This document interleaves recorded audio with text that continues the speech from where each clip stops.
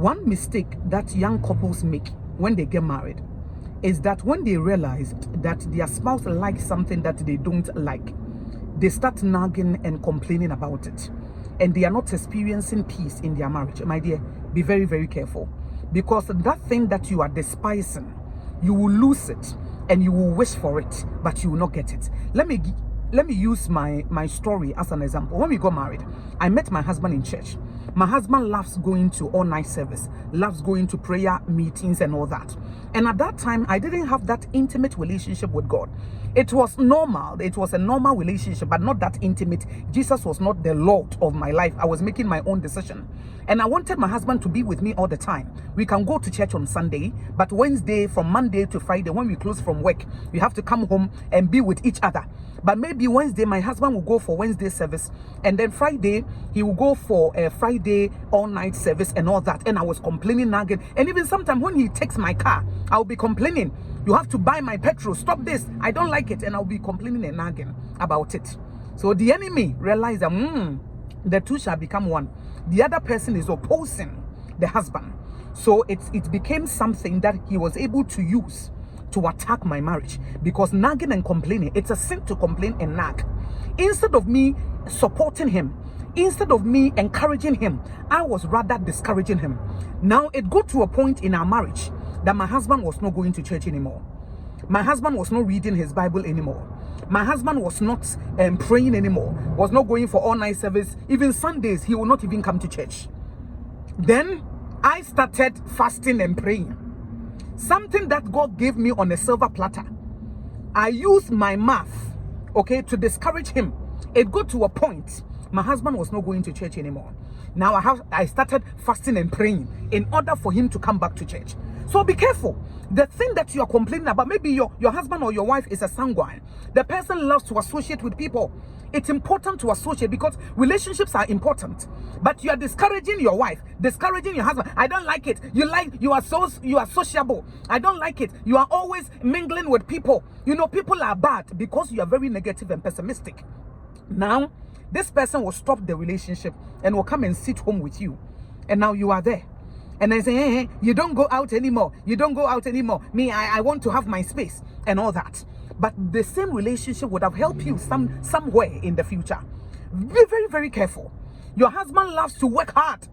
Instead of you encouraging him, he is not spending time with me. He doesn't spend time with me. He is always working. I'm not saying that he shouldn't make time with you, but you have to find a balance. Because you need him to pay the bills. You need him to take care of you. Then the woman will start, my husband doesn't have time for me. My husband is always working. And then the enemy will take advantage of your nagging and your complaining. And your husband will lose his job and come back home and come and sit in the house. You wanted him in the house, right? Now you have him. The man, his first love, apart from God is his first love. And his second love is work. So if your husband loves to work, encourage him.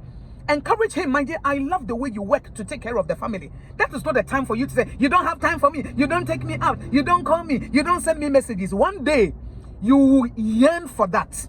You will yearn for that because the enemy will find a way through your nagging and your complaining, and then will ensure, because the two are one. So if you're complaining and you're nagging, it means that you don't like it. The accuser of the brethren will use it against you. Another lady told me a story. Her husband, was somebody who used to like melancholic attitude.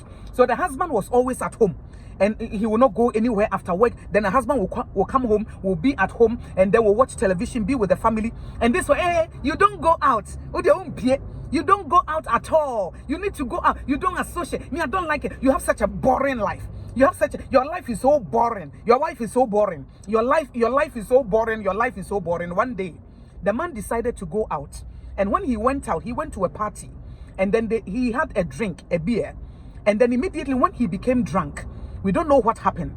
The man became an alcoholic. Every day the man was drinking and he would not stay at home, but he would go out. Why? That woman was complaining that the man's life was boring, all because he was not going out. Not knowing in their family, the grandfather used to be a drunkard. And the father used to be a drunkard. So that thing was waiting, for something to trigger it. That generational curse was there, just waiting, adamant, waiting for something to happen. So the enemy was able to use the woman's mouth through her nagging and complaining to subdue the marriage. And now that she is fasting and praying like me. She fasting and praying. Tell God, please save my marriage. Please. When you get married and your wife or your husband likes something, don't discourage him or her. It's important. We are all different. We all have different personality or temperament level. I am not like you. You are not like me. Don't try to force me to be like you. Allow me to enjoy what I enjoy doing. Marriage is not a bondage. The fact that we are married doesn't mean that I should stop everything that I like in order for me to be with you. Okay? Life is bigger than marriage. And God created us differently. I will learn from you. You will learn from me. I may be somebody who is outgoing. You are indoor person. But together, we can find a way to balance it. Sometimes you will be with me in the house. Sometimes I will also go with you. I will go out with you. And then we have fun together. God will not bring two people who are the same together. He doesn't do it that way. So please, stop the nagging and complaining, because that thing that you are complaining about, you will lose it. And then when you lose it, you will yearn for it, but you will not find it anymore. Now you will be at the neck of God, the Holy Spirit, praying, oh Lord, please save my marriage. But it was your mouth.